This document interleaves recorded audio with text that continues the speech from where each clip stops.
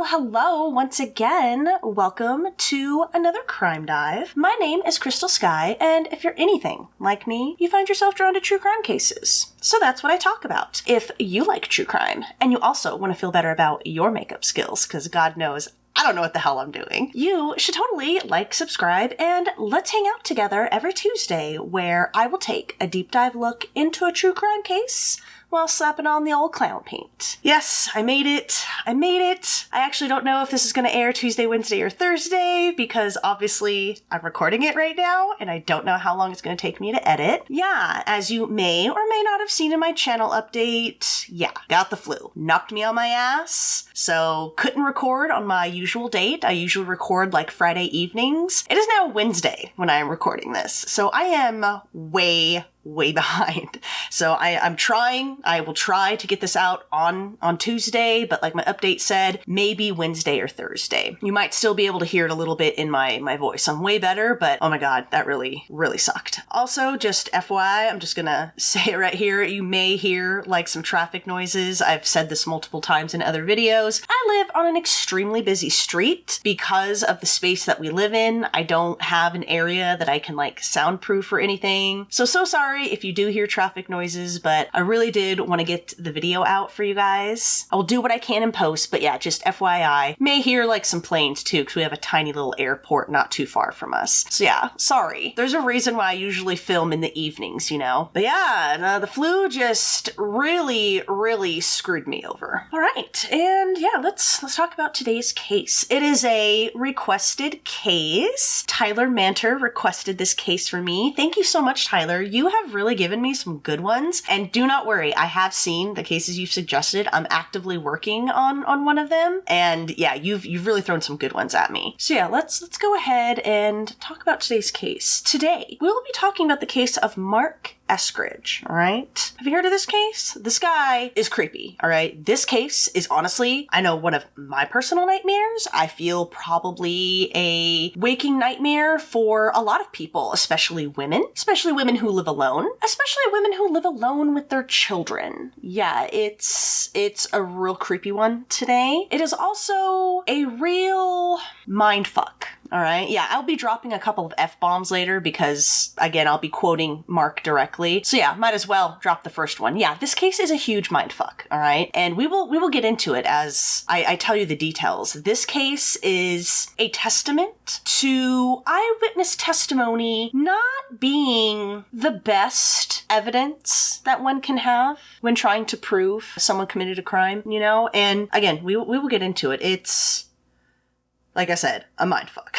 And so yeah, disclaimer-wise, like I just said, we'll be dropping a couple F-bombs because I'm quoting Mark directly. Also, we will be getting into some pretty gruesome details of physical and sexual assault. Not so much the sexual assault part, but we will be talking about that. But the physical assault is especially gruesome. So be prepared for that. This case is also going to be told a lot differently than my other cases, just in the sense that, you know, I do try to find background information for anyone involved in the crime, but I could not find anything for Mark. I scoured for hours, for days, trying to find any type of background information for this guy, and I just couldn't. So I will, of course, tell you the few small details I do have about him personally and like his background, but it ain't much. That's not going to stop us from talking about a whole lot, because the wild twists and turns this case takes is just, I already said it, it's a mindfuck, man. I can't think of any other way to describe it. And yeah, let's just get right into it, because man, this case just gives me shivers. Like it's giving me goosebumps just thinking about what I'm gonna have to tell you, because it's just creepy. So yeah, let's get into it. I will be starting off with the victim of today's case. Her name is Brenda K. Robinson, so I'll be telling you a little bit about her. She actually wrote, I don't know if you'd call it a book because it's only like 150 pages, but she wrote like a book kind of detailing what she went through and how she healed from it. So that's where I grabbed a lot of the information from. I'll, of course, plug it at the end. And yeah, let's do this. All right, so like I said, her name was Brenda K. Robinson, right? That's our victim today. So let's find out who Brenda is. So Brenda K. Robinson grew up in a very rural area in Delaware, right? It was her hometown. She grew up in the Seaford and Laurel areas of Sussex County, Delaware. And this area is traditionally a farming area, so yeah, pretty rural, a lot of farms. And Kay just kind of grew up in that small town lifestyle. And that's just what she was used to. Kay was raised by her mother, Eva, who she had a very close relationship with. Kay described her mother as one of her best friends. Kay also had two sisters named Laura and Chris, and she was also very close with her sisters as well. So a very close-knit, tight family. I believe Kay was raised just by her mother. Don't really know anything about her father. Now, Kay's described her life as, unextraordinary, but for Kay, it was perfect. She loved having just a simple, ordinary life in a small, quiet hometown area where, you kind of go to school with everyone through elementary up through high school. Everyone knows everyone. And that's what she grew up with, and that's what she knew, and that's what she loved. Kay and her sisters went to school in the area, and they all married other locals from the region. Unfortunately for Kay, though, unlike her sister's marriages, hers would not last. Kay said her and her ex-husband got married really young. They were like in their mid-teens. I think they were like 17, 18, 19, somewhere around there when they got married. The two had a son who they named Nathan. But when Nathan was 4 years old, Kay and Nathan's father split up, and he just kind of took off. Yeah, deadbeat dad. So Kay raised her son on her own. Though it was difficult, and Kay absolutely regretted her marriage, she of course did not regret her son. She loved her son so much, loved being a mother, and of course with it just being,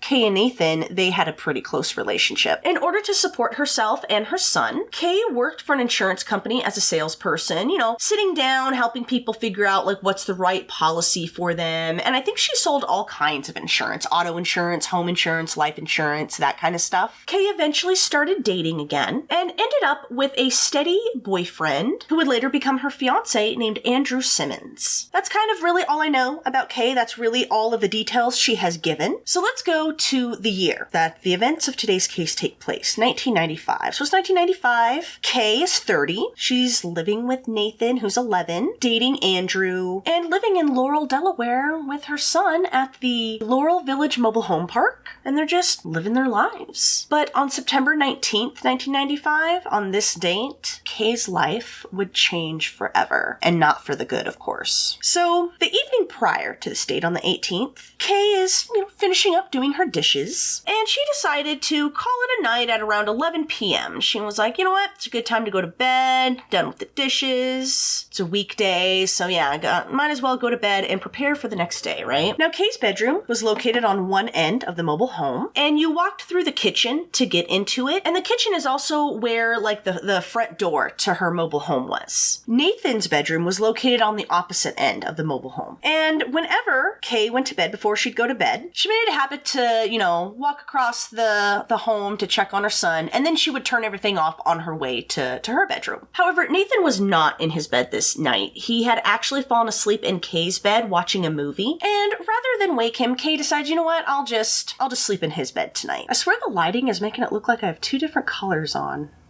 Anyway, so she, shuts everything down, checks on Nathan, who's asleep in her bed, and then, heads off to bed in Nathan's room. So she lay down, quickly fell asleep. However, around 12:45, 1 a.m., so she wasn't asleep for very long, she was abruptly woken up by a loud boom, boom, boom on her door. Now, she thought about ignoring it. Yeah, I would. But to be fair, I don't even like answering my door in daytime. But yeah, can you imagine, 1 a.m., so all of a sudden just boom, boom, boom on your door, and she was thinking about, you know what, I'm just gonna stay here and ignore it. But the banging sounded again, and it was harder this time, it was rattling the windows. So she reluctantly got out of bed and was like, all right, let's check this out, right? So she shuffled to the kitchen door, which, remember, the kitchen is right beside her bedroom where Nathan is asleep, to see, okay, who the hell is waking me up at 1 a.m. on a weekday, So when she got up and peeked out of the top part of the door, she had a glass window thing that was above the door. And so she she peeked into that to see if she could, see who was at her door. I don't think she had a peephole. And when she looked out, she saw a, grizzled, grungy, dirty-looking man who she did not recognize. His appearance immediately startled her. And when she looked at him, she was like, yeah, I ain't opening the door for this guy. Ain't no way. Instead, she spoke to him through the door. When she had peeked through, the glass window that was, above her door to check him out, he saw her, so he knew someone was there. So she, addressed him through the door. The man claimed that his name was Jack Wilson. He claimed that his car had broken down a few miles down the road, and he wanted to come in so he could call a friend to come pick him up. Now, Kay, of course, was on high alert. Let's remember, not only is this the dead of night on a weekday, this guy, again, not trying to judge people based on looks, but again, think of all the factors we've got here. Dead of night on the weekday, this guy looks kind of dirty and grizzled, and she doesn't know him. She's a single mother living with her small child. I don't blame her for not wanting to open the door, not wanting to really engage. I don't really blame her, So yeah, she was like, yeah, there ain't no way I'm letting this guy in. But she did tell him, hey, so I'm not going to let you in my house, but I'll tell you what, I will call your friend for you. Give me the number and he can come get you. What about that? She heard the guy sort of pacing around outside, shuffling around. So he was obviously walking, or rather pacing, around on her little patio. He gave her his friend's number and told her to ask for Ben. So Kay called the number that Jack gave her, and someone picked up. Now, Kay said that it sounded like whoever she had called, she hadn't woken them up. You know what I mean? How you can tell when someone answers the phone, you can tell if you've woken them up from sleep. She said this voice didn't sound like that. And so she told him hey, I've got your friend Jack Wilson here. Is Ben there? He needs him to come get him. And the voice was just who? I don't, Jack, Ben, I don't know what you're talking about. You've got the wrong number. There's nobody, I don't know anyone named Jack. There's no Ben here. I don't know what to tell you. And she's like, oh, okay. So, hung up. When she went back to the door and told Jack, hey, I called this number and they don't know who you are. There's no Ben there. I don't know what you want me to do. She said this Jack person got pretty agitated and angry and irritated. She could hear him kicking and shuffling his feet across the ground and stuff. And he accused Kay of not dialing the number correctly. It's you obviously didn't dial the number correctly. She's like, well, I mean, she's thinking to herself, well, I guess that's possible. She's like, all right, give it to me again. I'll do it one more time. And so she does. And what do you know? It's that same person. And once again, telling her I don't know who you're talking about. This is a wrong number. And Kay's like, well, I'm kind of scared because I've got this creepy guy outside my door. He keeps telling me to call this number and ask for a Ben. I don't know what to do. And the caller just hung up on her. Yeah, the caller just didn't care. So at this point, Kay's pretty frustrated and scared. So she went back to Jack, told him, look, dude, there's no Ben. And he said, quote, that's fucking great. He kicked the ground again and he walked off. She looked out, she couldn't see him. So she assumed he had just sort of shuffled off somewhere. Now, she was pretty spooked at this point and she just really couldn't shake this really uneasy feeling that she had. So after checking on Nathan, he was still asleep. He had not woken up at all through all those bangings and the discussion between Kay and Jack. He hadn't woken up at all, so he was fine. And she then called the Delaware State Police. Her call was answered by a police dispatcher, and Kay reiterated, what happened. I was just look, I'm just kind of feeling uneasy. Can you just kind of send someone to kind of scope the neighborhood out? The dispatcher told her a trooper would be dispatched to the area, and they would do a survey around the neighborhood and make sure there was, no suspicious characters hanging about. And this made Kay feel a lot better, to the point where, she realized just how tired she was. So she went back to bed, although she decided to stay in her bedroom and she just kind of slept on the covers at the foot of her own bed with her son. I think she just, that's kind of a spooky encounter to just happen right in the dead of night. And on top of that, the guy being super agitated and angry when she told him hey, this is the wrong number. I mean, yeah, I feel like it would give anyone a creepy feeling, right? So she probably just wanted to, feel close to her kid. So she decided to fall back asleep on her bed on the covers with her son. Meanwhile, it said the police did come by. They did do a check around the neighborhood, but they didn't spot anybody, so they left. But about an hour and a half later, around 2:15 2:45 a.m., Kay was awoken by another loud sound. This sound she recognized, though. It was the sound of her kitchen door being, like, thrown open. I think it may have, like, banged against the wall or something when it was opened. So it was obviously being opened with, quite some force. At first, she thought it was her boyfriend turned fiance, Andrew, because he did have a key to her place, and he would sometimes stop, like, in the middle of the night by her place. And he would also sometimes stop by, like, early in the morning on his way to work. But this was a lot earlier than any other visits that he usually had, But she surmised, you know what? It's hunting season, and Andrew is a hunter. Maybe he's going on a hunting trip, so he stopped by, like, for some coffee and some stuff before he headed out. So that's what she's thinking as she, comes out of her bedroom. And she stopped and kind of glanced at, like, a mirror that she kind of had, like, on a wall that was sort of, like, right outside of her bedroom, I think, because, even though it's the dead of night, she wanted to make sure she was at least somewhat presentable for her boyfriend, right? So, she's looking in the mirror, making sure that she doesn't look too disheveled, when she was completely freaked out to see through the mirror and the reflection behind her, crouched in her kitchen, a dark figure. Yeah.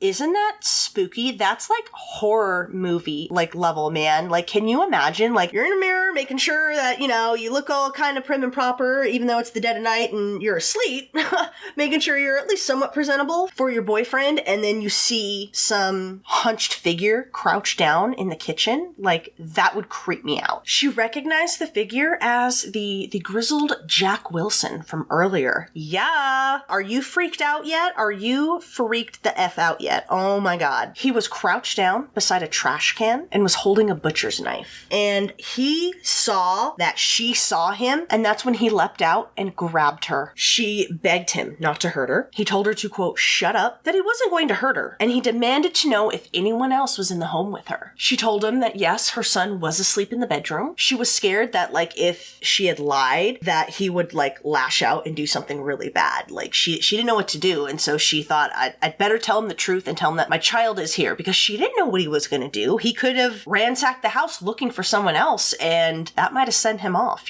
So she told him, yes, I live here with my son. He's asleep in my bedroom. He said they were going to go check on her son, and Kay begged him not to hurt her or her son. The man, who she knows as Jack Wilson, just told her, quote, I'm not going to hurt him if he stays asleep. If he wakes up, I will have to kill him, though. Yeah, can you imagine? So she is hoping to God that her son is asleep and wasn't woken up by the door being crashed open. So when they got to her bedroom door and the man opened the door, he asked Kay if her son was really asleep. She said that she knew her son was asleep because she knew what his breathing sounded like when he was asleep. When you're asleep, it's sort of like a steady breathing pattern. And she's like, no, I can assure you he's asleep. The man then went on to turn on the bedroom light, and instinctively, just like out of habit and instinct, Kay reached over to stop him and prevent him from doing that. She grabbed his hand and begged him not to turn on the light because it might wake up her son. He then asked her again if she was sure her son was asleep. She assured him he was, and he just said, quote, if he stays asleep, he will be fine. But if he wakes up,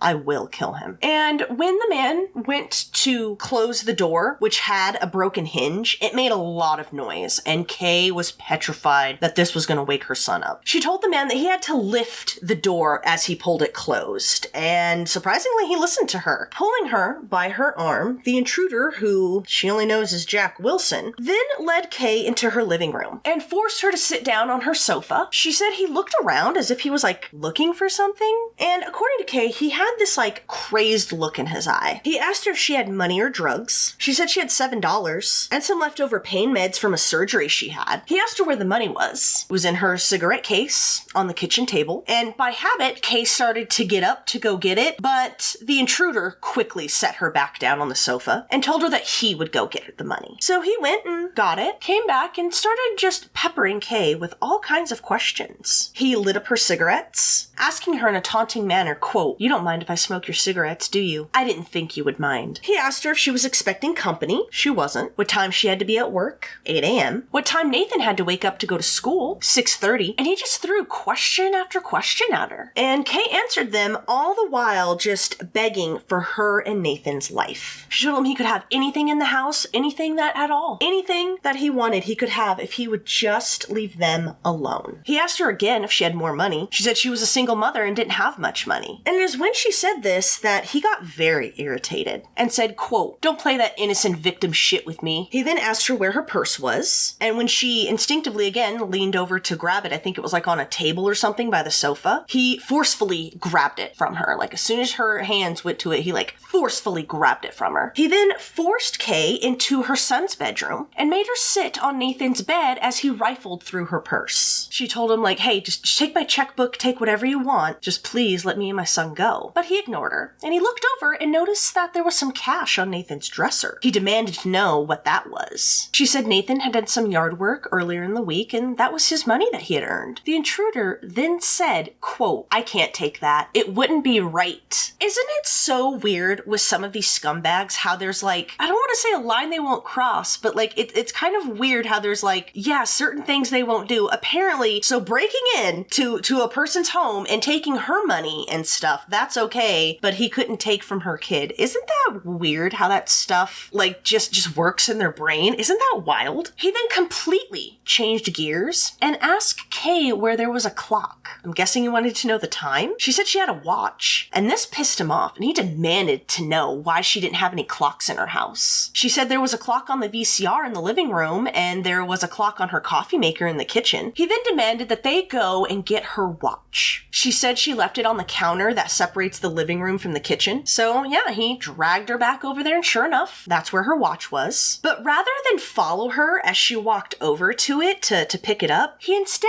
went into the kitchen. He grabbed a glass that he saw, opened the fridge, took something out, poured it into the glass, and began drinking from it. Yeah, just getting real comfy apparently. He set the glass down, and when he turned around to look at her, I believe she was still standing by the counter that separates the living room and the kitchen with her watch, like she was just standing there watching him. And when he turned around and noticed her, it was like he remembered where he was and what he was doing. Like he's not at some bud's house, like chilling, grabbing a drink. He was breaking into someone's home. So he turned around and hastily wiped the glass with his t-shirt, specifically his shirt sleeve. And as he was wiping the glass, he said, quote, oops, forgot the fingerprints. And he wiped, the glass thoroughly. And then, grabbing it with his other hand, set the glass down on the table.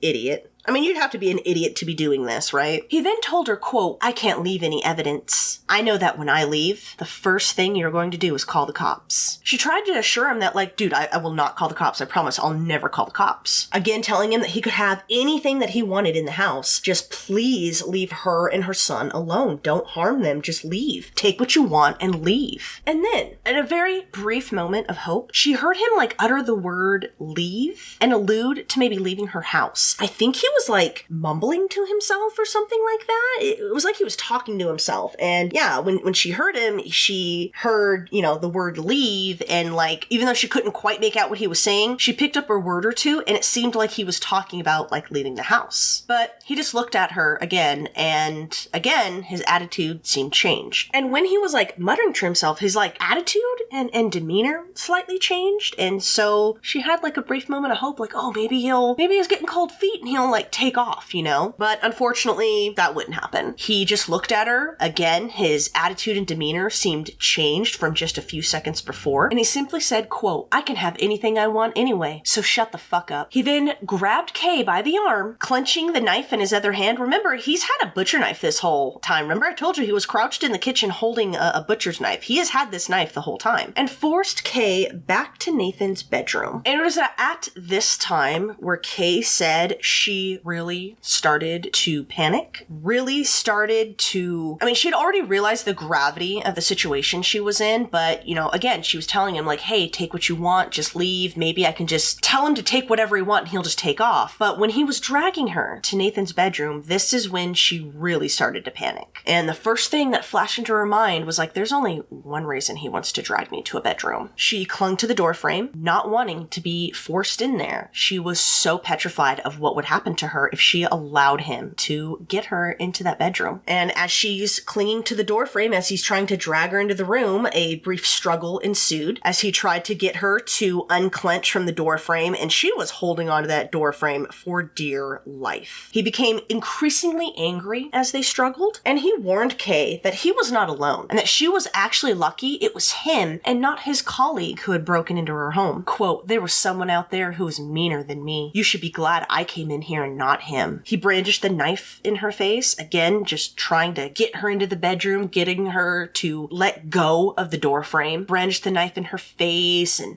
like running it like along her face, like in a very threatening manner, just trying to get her to unclench from the door frame. And that is when he's like kind of threatening her with the knife, that Kay decides to wrestle for the knife. She reached out and grabbed the top of it, and quickly realizing that she was just no match for this dude's physical strength, rather than try to wrestle the knife from him, held onto the blade in the hopes of breaking it off instead. She did actually succeed in breaking the knife off, and she threw the blade and it landed in Nathan's bedroom behind his bed. The intruder had been sliced during the struggle. I'm assuming Kay was as well. And he muttered, quote, "Ain't that some shit? I brought the knife and I'm the one who got cut." And seizing this split second, Kay tried to bolt from him. She ran towards the living room, shouted for Nathan to wake up. She reached her phone and did manage to have it in her hand, but before she could even push 9, the intruder had grabbed the phone from her and ripped it from the wall. He demanded that she stop fighting. She needed to, quote, "shut up," called her a bitch, and ordered her to go into the bedroom. Kay just kept screaming for Nathan to wake up as the intruder then tried to drag Kay back into the bedroom. Again, she is struggling against him, but he does have overwhelming physical strength against her, so slowly but surely he was getting her closer and closer to the bedroom. And again, as they're struggling, he once again warned her about his accomplice outside and told her his accomplice would, quote, "kill your son if she didn't shut up, stop resisting, and just obey him." Now, at this point, Kay was scared that there really might be someone out there. Who knows? And she began apologizing, saying that she was just scared and she didn't want the intruder to hurt her or her son. I think saying that his accomplice would straight up just murder her son is really what made Kay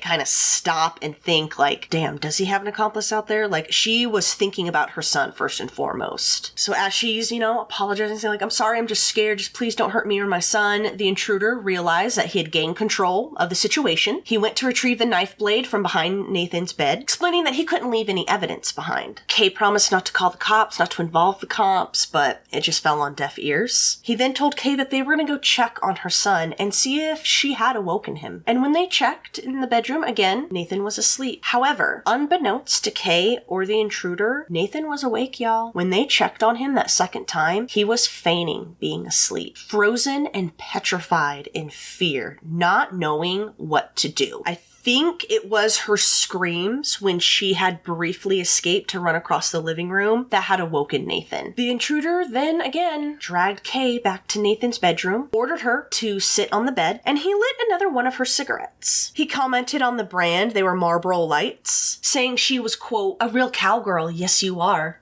Ugh. He then told her that he had to look around and find something to take from the house. And that is when Kay had a horrifying realization. Perhaps he just wanted this to look like a robbery. Maybe he was going to do something else, like murder them. He left Nathan's bedroom to, I guess, go look for something to take. Again, I think with Kay apologizing and knowing that she was scared for her son, he felt like he had control of the situation again. So he left Nathan's bedroom to, I guess, go look around her house or something. And when he left, Kay rose from the bed and peeked out the door. And she saw him at her door in the kitchen that he had broken in from, and he had it open. And he was half leaning outside as if he was talking to someone. And this made her think that oh my God, I think he really does have an accomplice out there. The intruder noticed Kay spying on him from the door, which made him very angry. So he marched back to the bedroom, forced her back on the bed. Kay again apologized to him, saying she was scared and she just didn't want him to hurt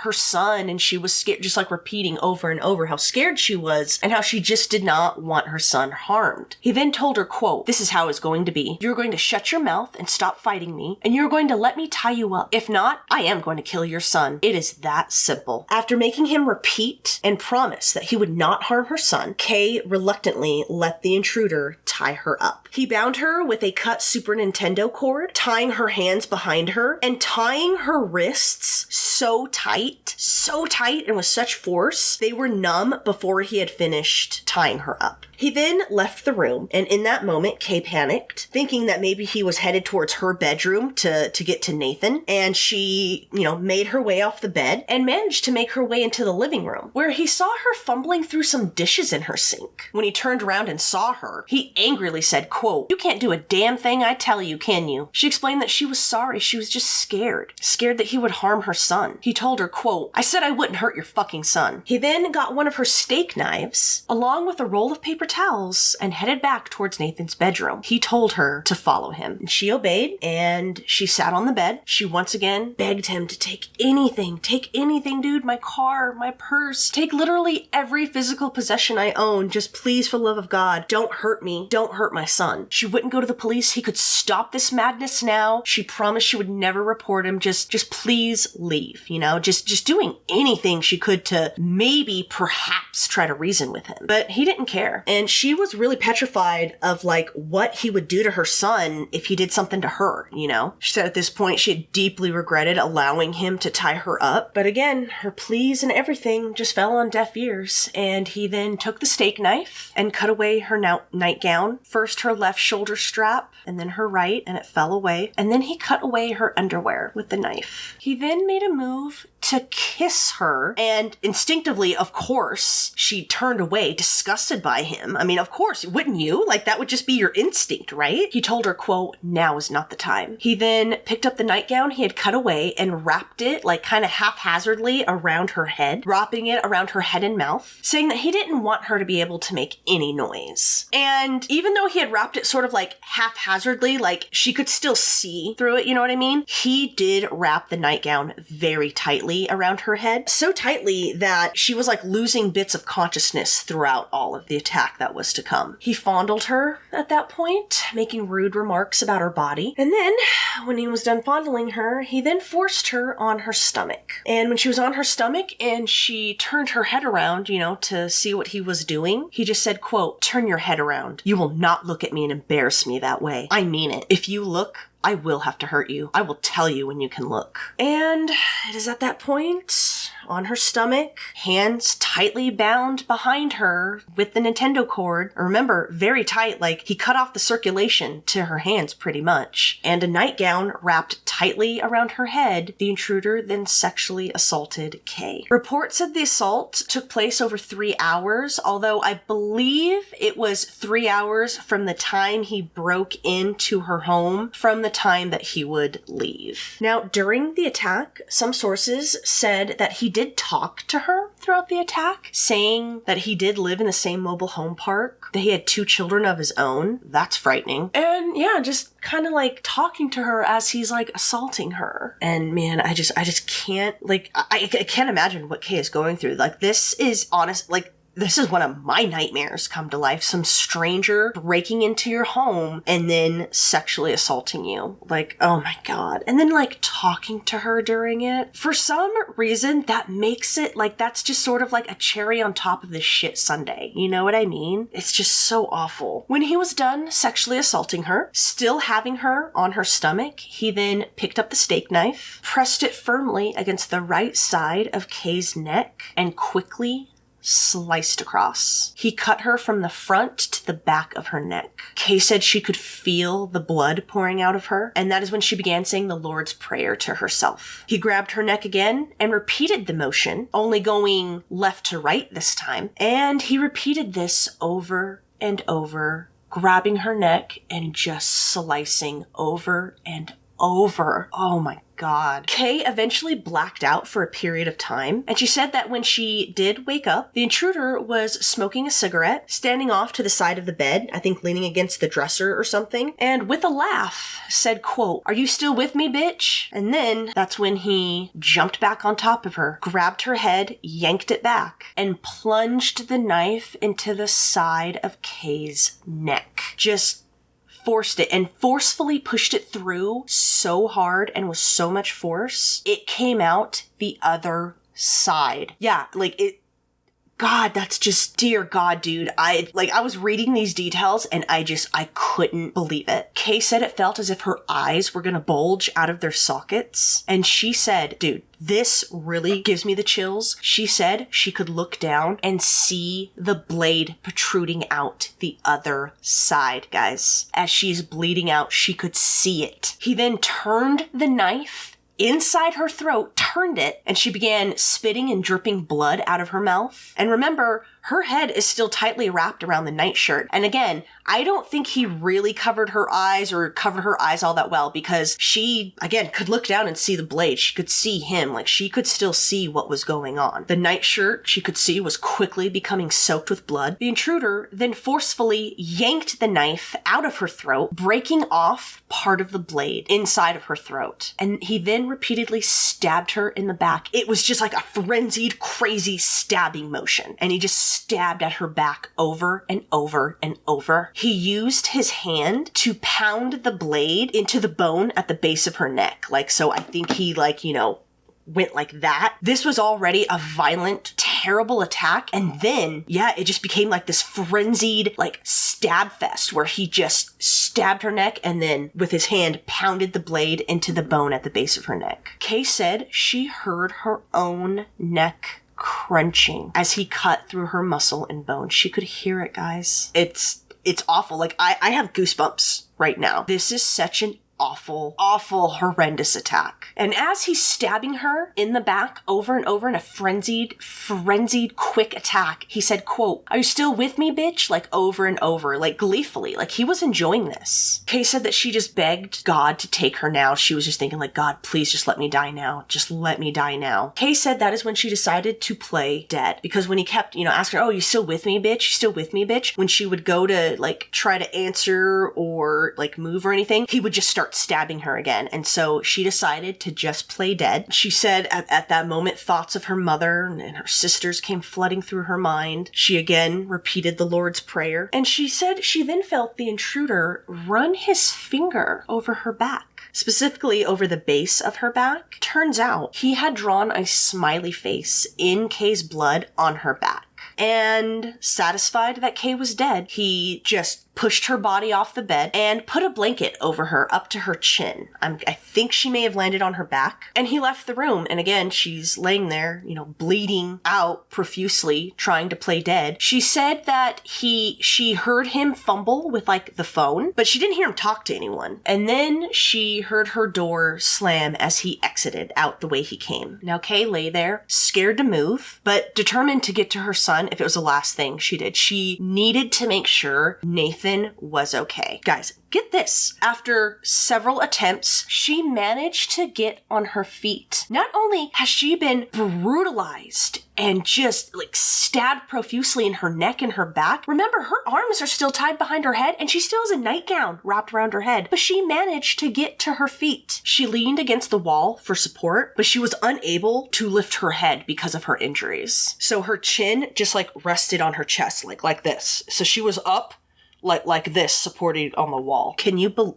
God, what this woman went through is just incredible. And now she's still determined to get to her son, and she manages to get to her feet. That's wild, man. She managed to make her way to the living room, leaned against her entertainment center again for support. I think she was leaning against walls and stuff to support her. And she knocked the phone onto the floor. She had planned on dialing 911 with her toes, because remember, I just said her hands were still bound. But unfortunately, when she had knocked down her phone onto the ground, she unfortunately went with it. And that's when she heard Nathan's voice, quote, "Mom, have you been stabbed? You're bleeding so badly." And he rushed to his mother, leaning beside her, trying to untie her hands. And Kay tried to, like, I think she tried to go, like, on her back. Like, she didn't want him to see her neck and see how bad it was. So she was trying to, like, move in a way that he wouldn't see. And he was trying to, like, fumble and untie her hands. Remember I told you how tight her hands were? Like, he had cut off circulation to her wrists. So yeah, he wasn't able to undo her binds. So Nathan, remember, remember I said he had been in bed this whole time. The second time they went to check on him, Kay's screams when she had shouted for Nathan to wake up when she had tried to dial 911, that had indeed woken him. So after they had checked on him and left after the second time, Nathan was just sitting there, petrified, frozen in fear in his bed, not knowing what to do. And look, I know some people might be like, oh, how could he sit there and,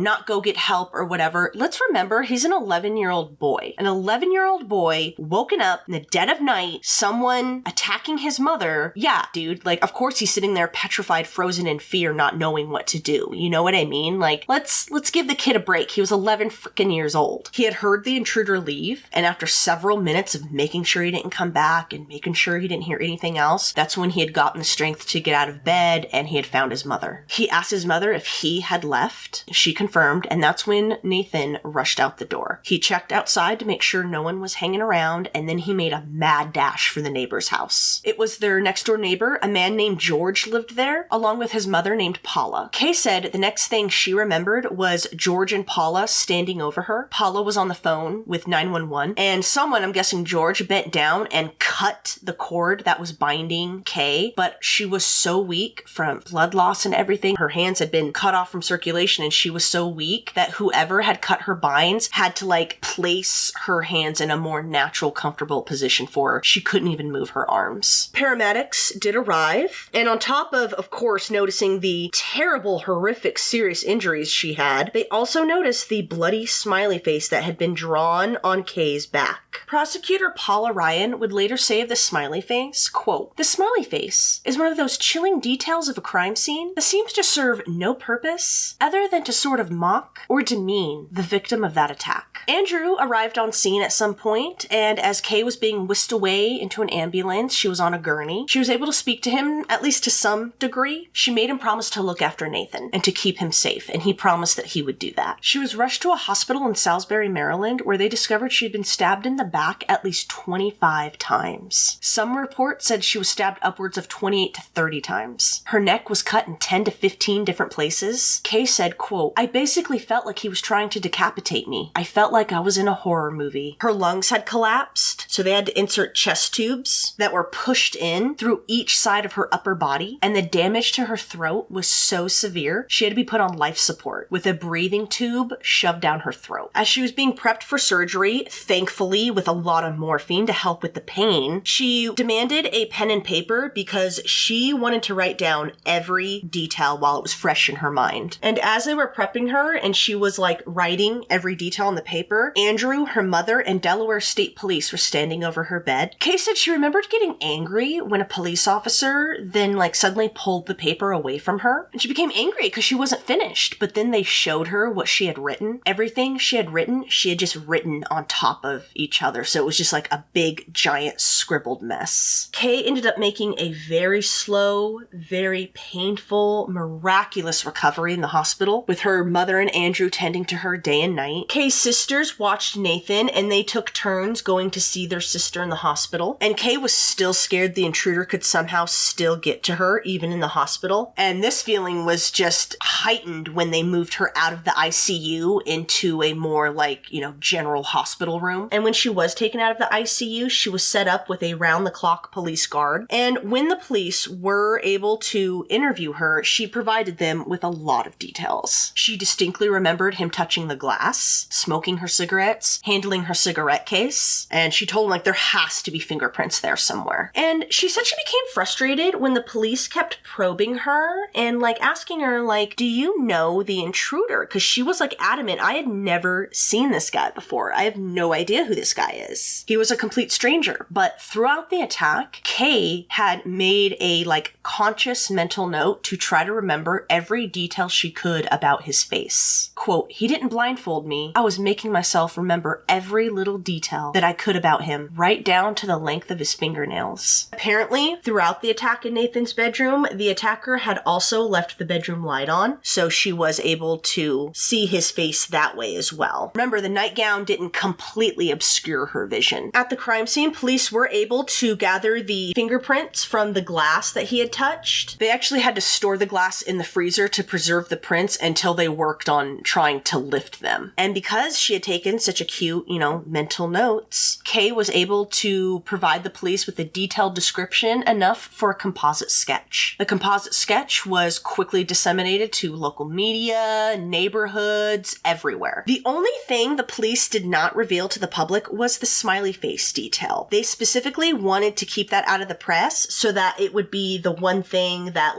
only the perpetrator would know. On top of the fingerprints from the glass, police were also able to collect DNA evidence from the crime scene, and I think from Kay as well. Now, after she was released from the hospital, Kay still suffered, of course, right? Maybe the physical healing was well on its way, but what about the emotional and mental healing? She had already decided that she would never return to that mobile home again. She could never, ever go in that home again. So she made plans to sell it, and she, along with Nathan, moved in with Andrew. However, even though Kay, did feel more secure and safe at Andrew's home, she still had trouble being left alone. She couldn't be left alone for a second. She even wanted someone to stand outside the bathroom as she used it or used the shower. She was pretty scared and paranoid. Understandably, Andrew would drop Kay off at one of her sisters on his way to work, and then on his way home, he would pick her up. Again, someone was with her 24/7. Kay found it very hard to sleep, of course. She was scared that if she drifted off, she would wake up and the intruder would just be standing over her again. She made Andrew install a home security system. They got Kay a Rottweiler who she named Cujo, who could be with her all the time. That made her feel safe as well. And Andrew also purchased a 9mm handgun for Kay at her request, and she began taking shooting lessons. And she got it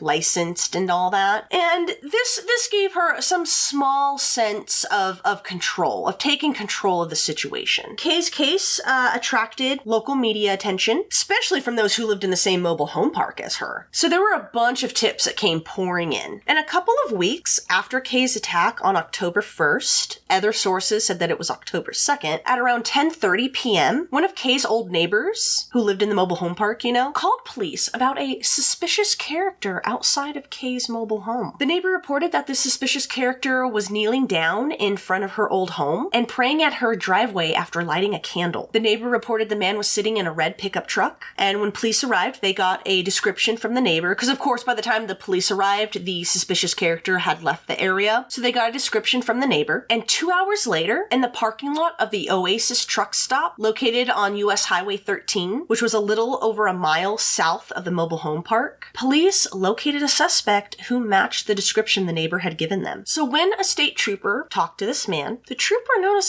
man, this guy looks an awful lot like the composite sketch. It's like a dead ringer. It didn't help that the man had the police flyer with all of the information about Kay's case along with the composite sketch taped to his windshield. Other sources said that he had a news article about Kay's case that had a composite sketch with it, but either way, he had Kay's case with the composite sketch taped to the windshield of his truck. So that looks a little suspicious too, right? Hope you don't mind, I had to pop in a cough drop. I'm still getting over it. The police asked the man his name. Turns out this man was Douglas Leo De Silva. He was 38, was an auto mechanic, and he was from Lanham, Maryland. Doug told the trooper that he had come to pray for Kay and pray for the person who had attacked her to be apprehended. And he also prayed that he could assist in any way possible. So that's what he was doing in front of Kay's old home, he said. It was also said that Doug was acting suspicious, so police hauled him in for questioning at the Laurel police station. I tried finding out more details about what acting suspicious really meant, but other than those details about him praying in front of Kay's home and the flyer taped to his windshield, I couldn't get any more detail. Now at the station, Doug did not deny that was him in front of Kay's home. He said his daughter lived in the same mobile home park, and he had often driven back and forth to see her, so he did know the area. Now when asked why he had the flyer /article with the sketch taped to his windshield, Doug said it was so he could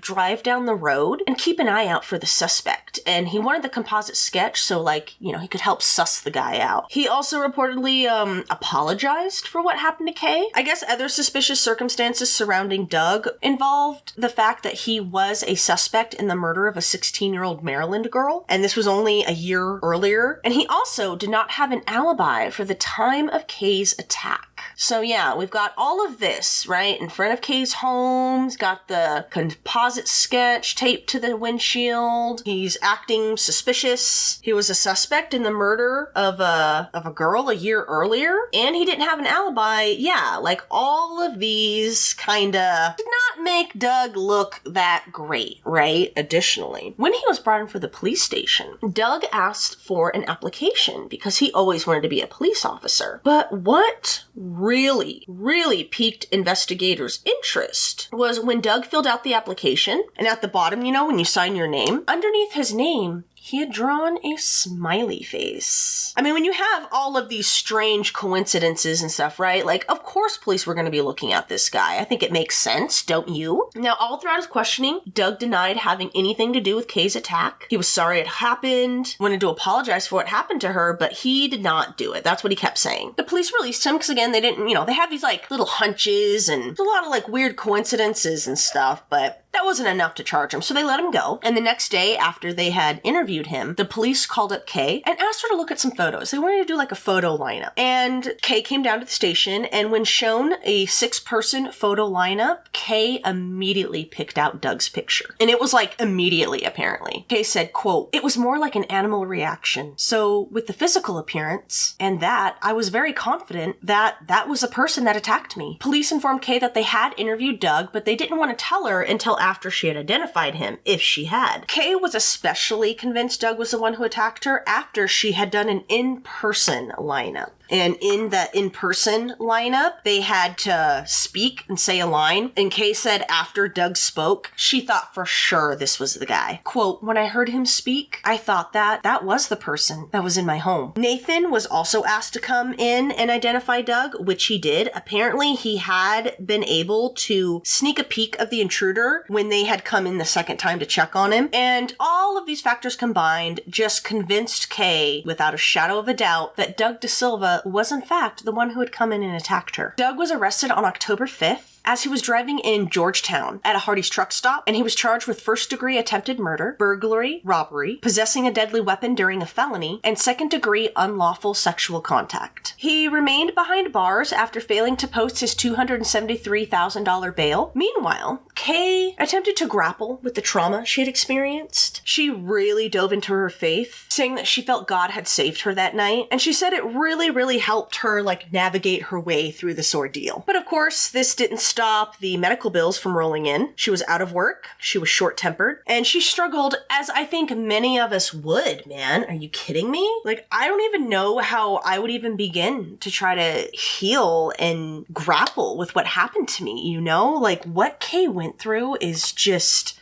horrific and appalling and just so awful. Like, no one should ever have to experience that in their life. The resulting trauma that both Kay and Nathan experienced, of course, spilled over into her relationship with Andrew. And Kay realized that any future plans that they had before this, they weren't meant to be anymore. And so she and Nathan moved out and moved in with one of her sisters. Now remember, she didn't want to return to her mobile home, but she was trying to sell it. So she had a cleaning company come and clean up all the fingerprint dust and stuff that was left behind by the cops, which is not messed up. I feel like that's messed up that the cops can come into your home, leave it dirty and whatnot with like fingerprint dust and everything, and it's up to you to clean it up. I don't know. I just think that's messed up. Cleaning company, I removed all the fingerprint dust, just cleaned it up, trying to, prepare it to be sold. She had a contractor remove the bloodstained carpet, and apparently once the bloodstained carpet was removed, I guess this was especially therapeutic and like cathartic for her. One of her sisters helped her repaint Nathan's bedroom, and it felt like the stain of the attack was slowly being washed away a little bit,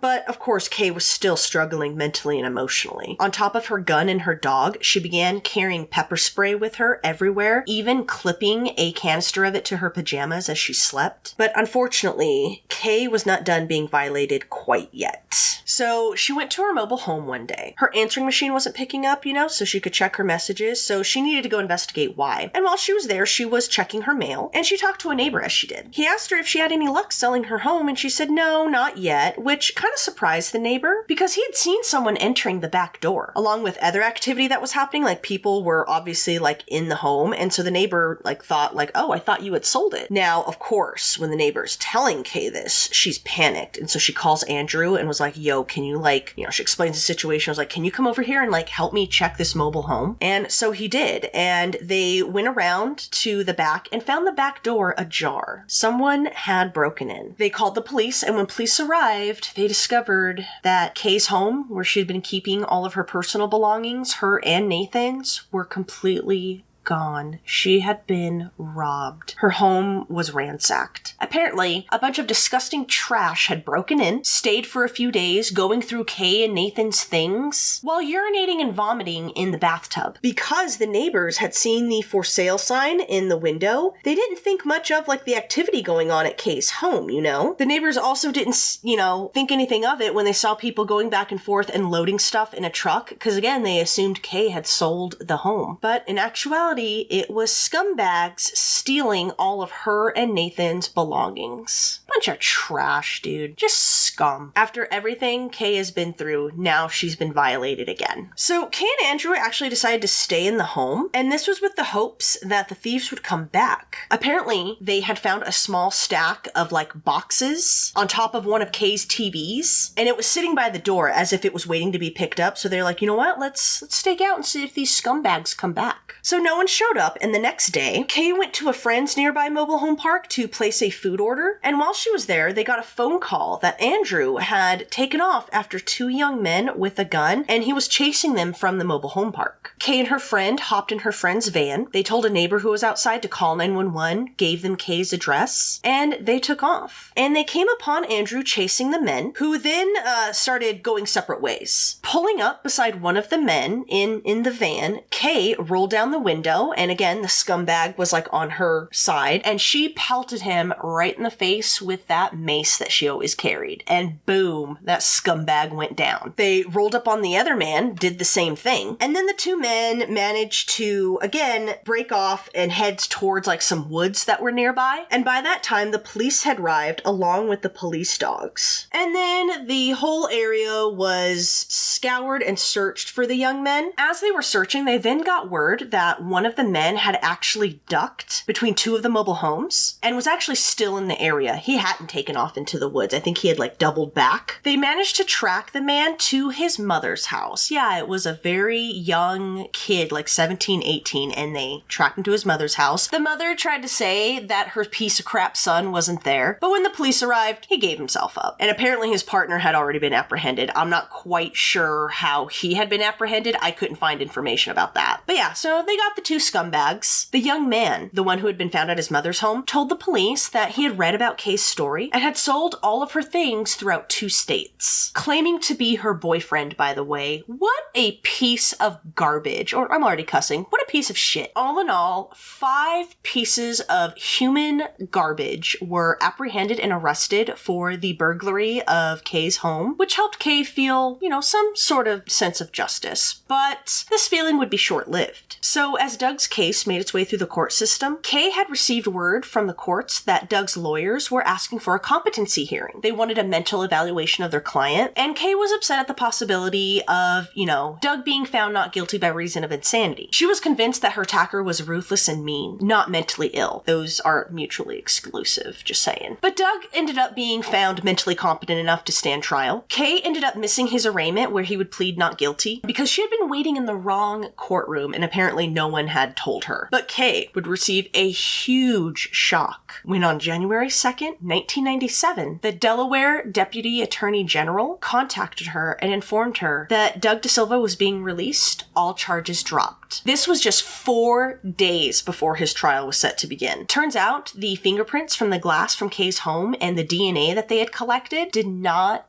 match Doug DeSilva. There was absolutely zero evidence to put Doug in Kay's home that night. He was not the one who had attacked her. They had had an innocent man locked up for 2 years. Kay showed up at the court proceeding, where like all the charges would be dropped and stuff. And it was only when she was leaving the courtroom with her mother that she found out that the only evidence the state had against Doug had been Kay's eyewitness testimony. That's all the state had. She had overheard Doug's public defender speaking to the press on the courthouse steps, where she learned the strongest evidence the state had was merely her eyewitness testimony. That was it. And she did not know that. She was floored. She didn't understand how that could have been the only evidence, you know? And she didn't understand why it had taken 2 years for the FBI to process the DNA and the fingerprints. The investigators and detectives who worked on her case were also floored. When they had gotten the results back, they were so floored, they actually sent the DNA back 3 different times to 3 different independent labs to make sure, and every single time came back as not a match to Doug DeSilva. And without anything further tying him to the crime, Doug was released. But for Kay, DNA evidence was not enough. She was, struggling with what happened to her, and she was so convinced it was Doug. She had made mental notes of what the attacker looked like, and she was so sure it was this guy. She didn't care what the DNA said. She was like, the lab must have screwed up or something. But she was determined that Doug was the perpetrator. She didn't know what was going on, but she was convinced that it was Doug. She just couldn't wrap her mind around it, and she said she felt violated all over again. And I don't blame her. Can you imagine the mind fuck that this would do? How this would screw with your mind? You're so determined that this was the guy because you made a mental note to keep track of his features and all that, and it turns out it's not the guy. Yeah, that would definitely mess with you, wouldn't it? Kay then practically started stalking Doug. She found out his phone number, his home address, and she started keeping tabs on him. And one night, as Nathan slept, she drove to Doug's home with her gun. She watched him through the window and was seriously considering just stepping up and shooting him in the face. She was so consumed with just righteous anger and revenge that she wanted to do that. And she was outside his home with the gun, watching him through the window, thinking about all this. She was thinking about knocking on the door, asking him if he remembered her, and then boom, blowing him away right in the face. She wanted to be the last thing he saw. However, in the middle of her anger and thinking about what she wanted to do, she thought of Nathan, thought of her son, was like, well, who's going to raise my son though if I'm rotting away behind bars? And thankfully that prevented Kay from making just a terrible decision. And she ended up going home. Doug not having any idea how close he had come to being blown away in cold blood. Now, without any further leads or evidence, Kay's case went cold for 10 years. 10 years. Can you imagine waiting 10 years for justice? But then, 10 years later, a tip was given to police on March 3rd, 2005. And this tip would break Kay's case wide open. So there was a courtroom observer. This courtroom observer had just sat in on a Maryland sexual assault trial. And afterwards, this courtroom observer contacted the Delaware authorities. So this courtroom observer was well aware of Kay's case. And as they were sitting in on the Maryland trial, they were thinking damn, these details in this case are so similar to Kay's. I gotta call up the Delaware authorities and let them know so they can check it out. And in fact, this courtroom observer also lived in the same area as Kay during her attack. So this observer calls up the Delaware authorities and informs them of the trial that she had just sat in on. She told authorities that the suspect, who had just been convicted in the Maryland trial, was Mark Richard Eskridge. And she was like, guys, the details in this case are so similar to Kay's, you should really look at this Mark Eskridge guy. There might be something there. Turns out, Mark lived in the same mobile home park back in 1995. Definitely worth looking into, right? Now, I read a couple of sources that said this courtroom observer was actually an ex-girlfriend of Mark's, but I only found that in 1 or 2 sources, so not sure. But either way, because of this tip, Delaware authorities were now tipped off to Mark Eskridge. And then,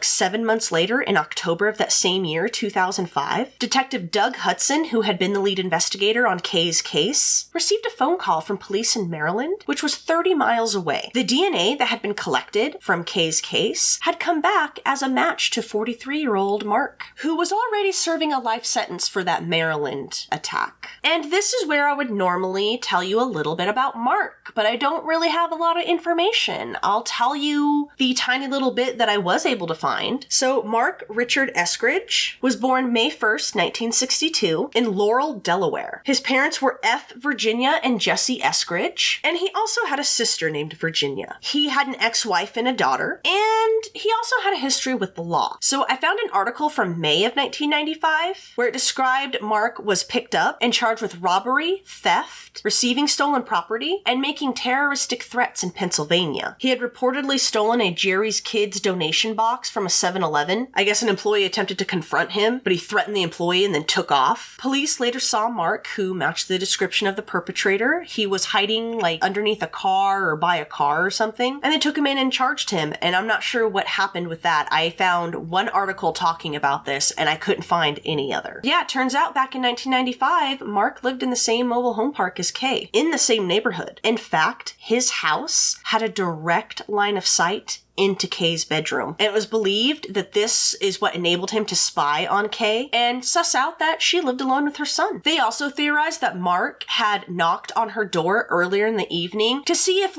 anyone else was with her, another man, or if she had a friend over or something. Now, when the DNA match came back to Mark, he was already imprisoned in Maryland, right? And it was for sexual assault he had committed on a woman in October of 2002. And remember, that courtroom observer noticed, the details in that case were eerily similar to Kay's. So what happened in that Maryland case that landed Mark behind bars? So in that case, there was a woman who lived in Cambridge, in Bucktown with her 5-year-old son. And October 3rd, 2002, at 2 a.m., the woman had awoken with Mark standing over her, holding a butcher knife and her rolling pin in a, quote, threatening manner. He told the woman to do what he wanted and she wouldn't be hurt. He then tied her up with a cord from her electric can opener and threatened her if she didn't comply with his demands. She managed to escape before Mark could securely tie her up, and she did manage to make it to her back door, but Mark unfortunately caught up with her before she could bolt all the way out. And after an intense struggle, he managed to wrestle the woman back to her bedroom. Here, he ripped up her bed sheets and used them as a blindfold, a gag, and a method in which to tie her up. And then he sexually assaulted her for 2 hours. All throughout the attack, Mark talked to her, told her that he would, quote, operate on her, threatened her with the butcher knife throughout the attack, asking her why he shouldn't just kill her, why he should leave her alive. And much like with Kay, he talked at length to his victim. And when she pleaded for her little boy's life, who was asleep in the next bedroom, it is said Mark's demeanor changed. He suddenly pleaded for forgiveness, gave her instructions not to get up after a certain period of time after he left. He told her to take a shower, and he told her that she could go to work, but not to the police. Before he left, he told the woman that he did have people watching the house, and they would come and kill her and her son if they saw police show up within a half hour after he left. He then left the woman's home, leaving behind DNA evidence and fingerprints. Once he was gone, still tied up and bound, the woman crawled in the dark to her phone and managed to call 911. When Dorchester County Sheriff's deputies arrived, it is said the woman was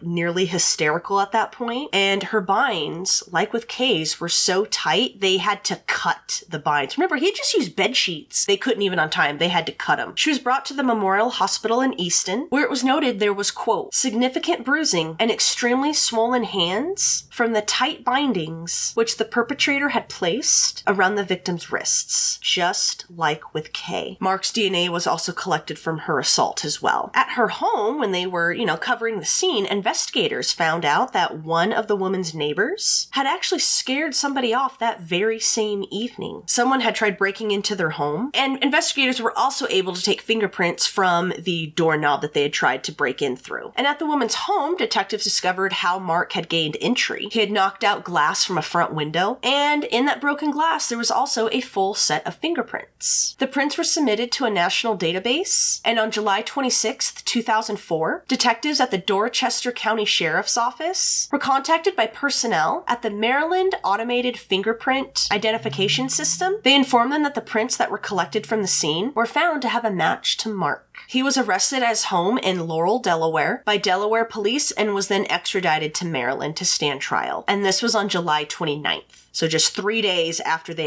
had identified his fingerprints. He was charged with first-degree burglary, first-degree sexual offense, sodomy, perverted sexual practice, first-degree assault, second-degree assault, malicious destruction of property less than $500, possession of a deadly weapon with intent to injure, reckless endangerment, and false imprisonment. He was brought to trial in January of 2005, and he was prosecuted by Dorchester State's attorney Michelle Barnes and was defended by Jane Toller. At trial, Toller tried to make the argument that Mark knew the victim and that they had actually engaged in consensual sex. Mark even took the stand in his own defense and spun a wild tale claiming that he met the victim at a party, at a house party that was going on, and that they had indulged in some crack cocaine that night. Mark also admitted that he was in the area at the time of the attack, as he was visiting his father during that time, who lived near the victim. In response, Barnes argued that there were no drugs or alcohol found in the victim's system when she was brought to the hospital, and she also produced a witness from the supposed party that Mark said he attended, who testified that no, they had no idea who Mark was, he was not at the party, they had no idea who the victim was, she wasn't at the party either, and the homeowner who was throwing the party had no idea who either of them were either, and confirmed that neither of them were there. And on February 3rd, 2005, after an hour of deliberation, the jury had convicted Mark of all charges. He was sentenced to life in prison. Now, though the attacks between the Maryland woman and Kay's were eerily similar, single mothers living with children, bound and gagged and sexually assaulted, he had talked to them throughout the attack. There was a snag in Kay's case when I guess the fingerprints from the glass came back and didn't match Mark. So that was a snag. And additionally, they hit another snag when Kay was shown Mark's photo and she was like, no, that's not the one who attacked me. What the hell are you talking? That looks nothing like the guy who attacked me at all. Like, she was adamant this was not the person who had attacked her. However, investigators were able to confirm that it was in fact Mark who had attacked Kay when his DNA came back as a perfect match. Now, when Kay was told this, she still had trouble believing it. She was so certain what her attacker looked like, and she was like, guys, this Mark guy does not look like the attacker. But it actually wasn't until Kay was actually shown a picture of Mark from 1995 that her stomach dropped, and she immediately recognized the face of her attacker. She was like, oh my God, yeah, that's him. Quote, I went through a lot of emotions. I thought, oh my God, I'm glad I didn't kill De Silva because it would have been the wrong guy. But I mean, he could have been his twin. They were identical. And they do look super, super similar, you know? So yeah, it was after she was shown, like, no, here, this is what Mark looks like today. Let me show you a photo of what he looked like when he attacked you. And that's when she had the realization, like, oh shit, it wasn't the Doug De Silva guy. It was this guy. In October of 2005, after being charged with the assault and the attempted murder of Kay, Mark pleaded not guilty. He was represented by attorney John F. Brady, who requested a jury trial. And then on November 21st, before he could go to trial, Mark entered a Robinson plea, which is basically a no contest plea where, like, they don't admit that they did it, but they admit, like,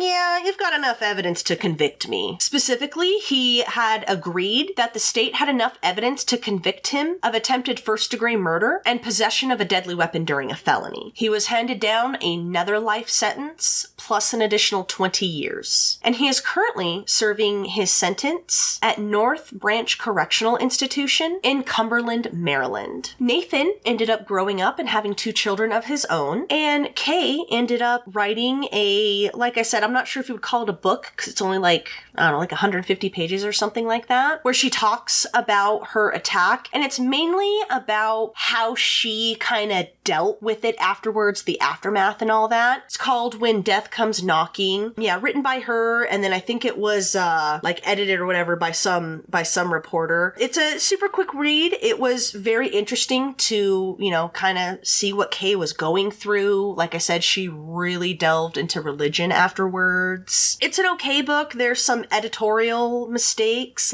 just some little stuff, when he had her in Nathan's bedroom, was going through her purse, there's one part in here where it said oh, and then he made me sit on my bed as he went through my purse, and it's like, wait a minute, I thought you were in Nathan's bedroom. So just little stuff like that kind of made it a little difficult to kind of suss out what was going on, but overall it was very, very interesting. I was very interested to see how someone could go through something like that. Can you believe she survived, dude? I described the attack to you. It was brutal. It was very brutal. And real quick, so we're not completely done yet. So I have a little bit of kind of a sad update on Doug De Silva. So apparently, currently, he is wanted for questioning in the murder of a woman in Maryland. And I think this was, remember I mentioned earlier when they were first looking at Doug for Kay's attack that he had been a suspect in a murder? I think it's this one. So on March 20th, 1995, Julie Lynn Ferguson, who was 17 and was a senior at Eleanor Roosevelt High School and was living in Greenbelt, Maryland, located on the outskirts of DC with her mother, who was named Pat, had just gotten off work at the Greenbelt strip mall where she worked as a clerk at Linen and Things. It was said Julie had aspirations of becoming a journalist after high school, and on this night, she was waiting for friends to come pick her up. I think this was kind of like the usual. They were to pick her up at 10 p.m. However, when her friends got there was no Julie. They found her belongings in the spot that she normally waited for them at. That's all they found was some of her belongings. It was a backpack with Julie's work uniform and a bottle of water, and that was it. Julie had just been seen 10 minutes prior to her friend's arrival, too. Her friends were immediately alarmed. They phoned her mom, Pat, and the authorities, and the search was quickly on for Julie. But unfortunately, Julie was never seen alive again. 7.5 hours after failing to meet her friends, Julie's body was found in a park located 5 miles away at approximately 5:30 a.m. She had been strangled to death and her throat was slashed. There were no signs of robbery or sexual assault, but there were reportedly bruises on her hands indicating that she had struggled with her killer, and the entire community of Greenbelt was on edge, thinking, some maniac was out on the loose. And in the ensuing investigation, witnesses reported several suspicious vehicles at the strip mall where Julie was waiting for her friends. Prince George County Police Detective Bernard Nelson said they received many tips and sightings, but one that stuck out to police was the report of a mid-1980s red or burgundy Volkswagen Jetta that was reportedly occupied by 2 black males and 1 black female, and it was reported that these individuals were seen conversing with Julie right shortly, before she disappeared, and the police were theorizing that Julie was taken against her will either by these people or by someone who had come along right after she had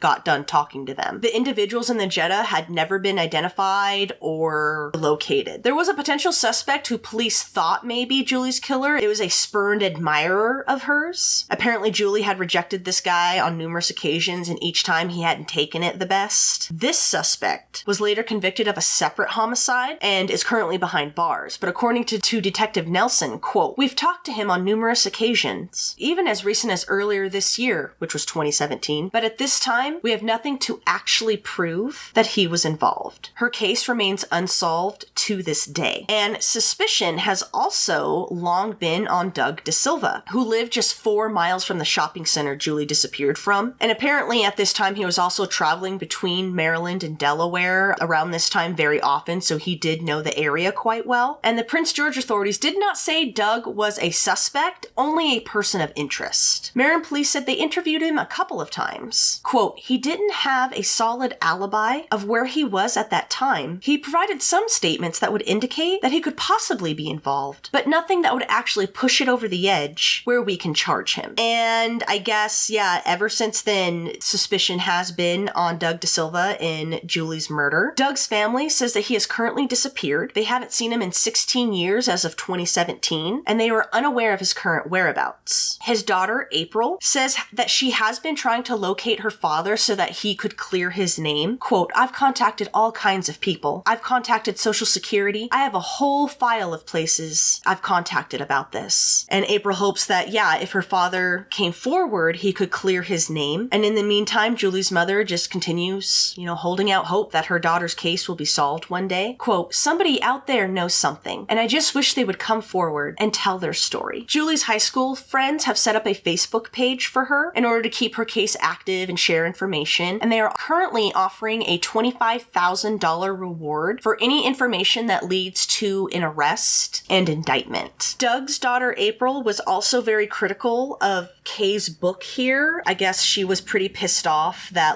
Kay doesn't mention until the end of the book that Doug isn't the one who attacked her. But honestly, after reading the book and knowing full well, because April has a very long tangent and rant on the Amazon page for this book, on the ratings page, and I don't know, I think April's just being a little oversensitive, which, I get it, your dad's being accused of some pretty heavy stuff here, but she makes it seem that, Kay is setting up in this book like Doug really did do it, and that's not the case at all. Throughout this entire book, she calls the person who attacked her, which we know was Mark, she just refers to him as like, you know, the intruder, the one who attacked me, that man. She never ever says like, you know, Doug did this or anything like that. And honestly, yeah, April, she doesn't mention your father wasn't the man who did it to her because this book is about her journey after her attack. So I think April's just being a little oversensitive there. I don't think it's a fair criticism at all. She clearly explains in this book, and in the end, it turned out it was Mark Eskridge. And like I said, this book was really about Kay's ordeal, how she handled it. And honestly, like, credit to Kay for even admitting, like, yeah, no, dude, even after the DNA came back, I still thought it was Doug DaSilva, and I even, like, stalked him and was gonna shoot him and stuff, you know? Like, hey, at least she was, like, open and honest. And yeah, that's the wild case of Mark Eskridge. It is definitely a case in eyewitness testimony not always being accurate. And like I said, it's kind of a mindfuck because it's just one of those things, right? Where you're like, no, I saw this though. I saw it. And it turns out not to be what you thought. Like, yeah, I would say that would fuck with your head a little bit, right? Like, that would definitely screw with you. There's also a case in how important DNA can be. Yeah, I know DNA has also been used to throw innocent people in bars, but this is a case of DNA actually freeing an innocent man. Like, it sucks Doug was locked behind bars for 2 years. And yeah, speaking of Doug, I'm wondering if, like, I don't know, what do you guys think? Do you think he has, like, some sort of undiagnosed or maybe diagnosed mental illness or something? Like, I don't know. Everyone said that, like, when they interviewed him, he was just sort of like off and suspicious acting like that. So I wonder if he has some sort of, I don't know, mental illness or something. What do you guys think? Do you think he could have like murdered Julie? But yeah, as of right now, I think he is a person of interest in that case. And the latest update I could find was from 2017 from that article that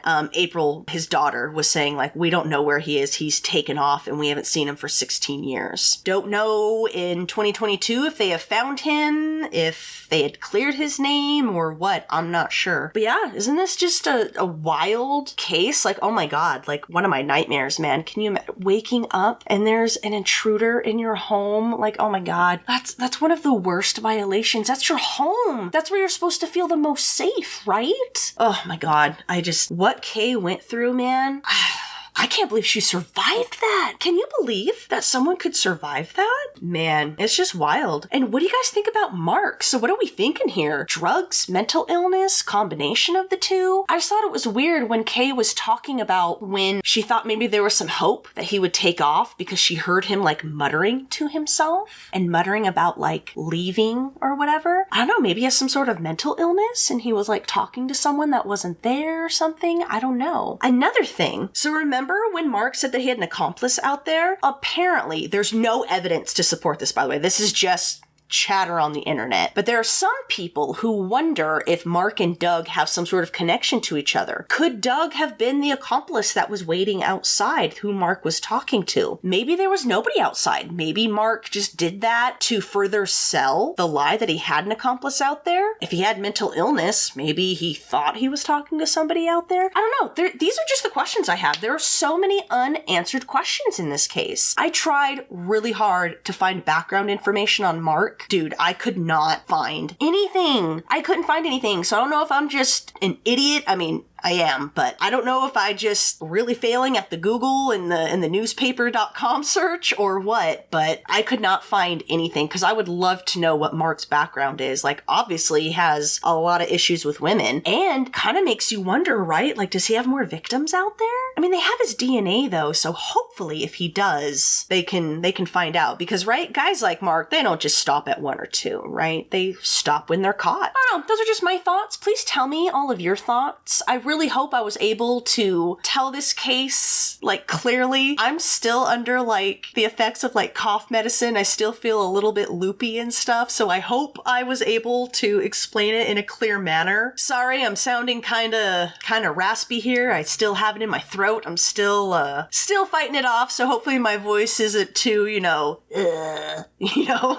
But yeah, that was the wild case of Mark Eskridge. Sorry if there were traffic noises. I will do what I can in post. Like I said, getting the flu just really, really screwed up my whole schedule, and now I've got to work double time. I'm going to get this into Premiere as fast as I can. I'm going to try to edit this, and I'm going to try to release this on Tuesday, but if it's not, it will be Wednesday or Thursday. I know, I'm sorry, I can't give you an exact date. I don't know how long it's going to take me to edit. My computer can only process things so quickly, but I promise I'm on it. I promise. I'm here for you. I'm working. I promise. And thank you again, Tyler Manter, for suggesting this case to me. I love the cases that you guys throw my way. It takes me some time because, yeah, I like to get as much information as I can, and sometimes it's just not there. I was kind of bummed that I couldn't find any background information on Mark. But yeah, I guess I will go ahead and leave it at that for this week for Crime Dive. Next week, we are back with another requested case. It is also the last case of November. I know, you're probably thinking like, wait, there's another Tuesday after that. Well, I don't know if you have noticed, but some months happen to have 5 Tuesdays in them, and I take the 5th Tuesday off. So it's 4 videos a month, regardless if there's 5 Tuesdays or not. So next week, we will be back with our last case for November, and then we'll be back in December. I have got some cases for you that I am very anxious to talk with you about. They are requested cases, and then the one I have for Christmas is one that I came across last year, and I have just been so anxious to talk about it because it's pretty wild. But yeah, that's all in the future. That's all in the future. Just wanted to give you guys a little preview of what's coming up. Thank you so much for, hanging out with me. Hope my voice wasn't too raspy or anything. Hope I was clear. And yeah, until next week, I hope you have a wonderful, fantastic week. Stay safe and healthy out there. Apparently, I need to get a flu shot now. Apparently. That's what happens when you get old. So get your flu shot, be safe, happy, and healthy, and remember, don't be a dick, dude. Alright? Like, come the fuck on. Like, do you really need to be an a-hole? Don't be an a-hole. It's just so pathetic. And by the way, when you're a jackass, it actually speaks volumes about you than anything else. So yeah, just keep it safe and just be cool and nice to people, you know? You never know what someone's going through. Alrighty, y'all. I will finally stop talking. I need to rest my voice. And I will see you next week.